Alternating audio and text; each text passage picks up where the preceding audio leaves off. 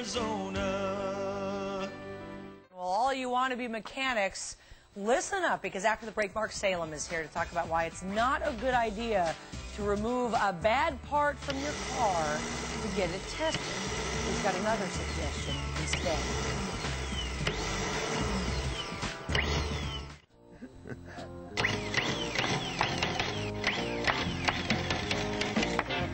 Is this starter good?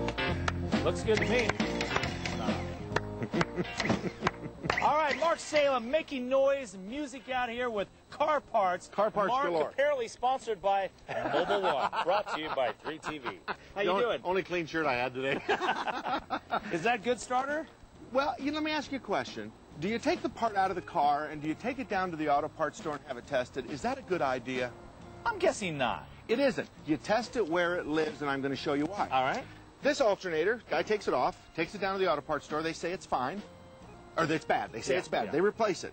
Because it looks dirty. It looks dirty. Worn. But look at the black around here. Yeah. The belt's been slipping a lot. Oh. So guess what? He puts the new alternator on with the old belt, and guess, does the new alternator work? No. And neither does the second and the third and the fourth one. So he brings and these everything. Are how much? Well, this one here's $129. Okay. So he brings it back to us, and it's a belt. But he took it out, and he takes it down there, but they don't. And why didn't it work afterwards? Because the belt's bad. Here, this is a Ford. This is a classic example. Look at that burnt wire harness right there. I see it. Now, another problem with these is that when you pull the harness out of them, the connections are burnt. No one looks at that. Oh. Scott, a full third of the alternators that don't work, it's because this has a bad connection. Really? So Scott takes the alternator off and has it tested. Yes. They say it's bad. Whether it's not good or bad is another question. Right.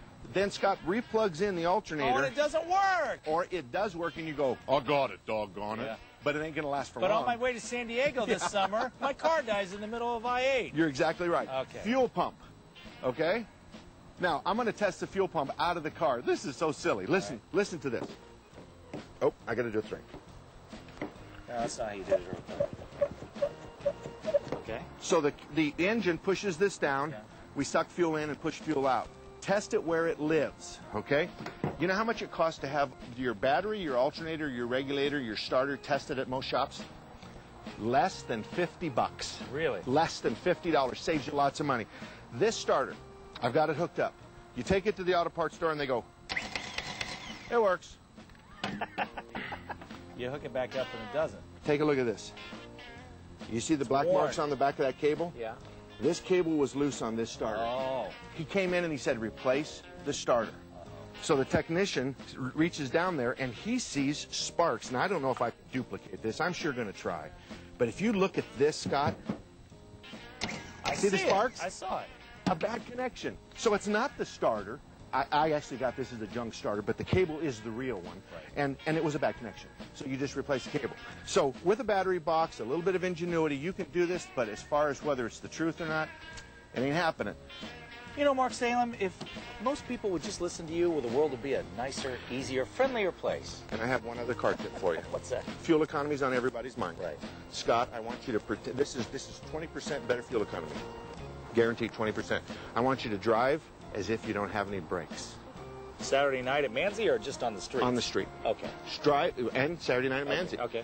You think about that. You anticipate traffic. You do a lot of coasting. Yeah. And if you want, for $29.95, I will install a device that will prevent you from using the brakes on a regular basis. I'm going to install a freight train air horn inside your car that every time you apply the brakes, it's going to blow your ears out.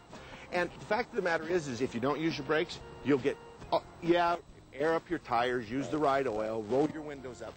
But I'll double all of that fuel economy if you'll just quit using your brakes and think about and anticipate traffic. That's a good tip. However, Tara did that, and we've seen the wheels on her car before. Well, the front bumper, curbs, the back bumper. underneath. Tara probably should not listen to that. But the rest Most of you... people, yeah.